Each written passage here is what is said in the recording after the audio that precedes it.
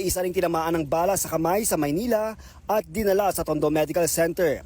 We will investigate that one.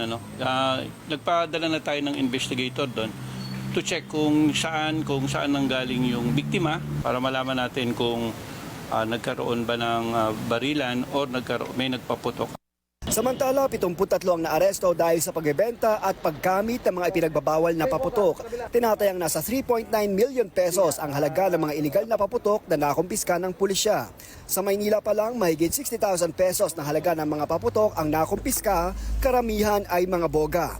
Ito yung halimbawa ng mga improvised cannon o boga na nakumpiska dito sa Maynila. Kung dati, pipes yung ginagamit para gawin ito, pero dahil mas mahal yan, ngayon gumagamit na rin sila ng mga lata. So pinagtagpi-tagpi lang yan gamit ang tape. So mas madali itong bumigay, mas delikado. Karamihan umano sa mga nahulihan sa Maynila ay mga bata sa mga residential area ng Baseco at Parola sa Tondo.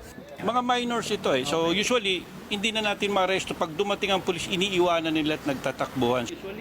Bagamat may mga ulat na nasugatan, sinabi ng PNP na payapa at maayos sa pangkalahatan ang pagdiriwang ng Pasko at Bagong Taon sa buong bansa.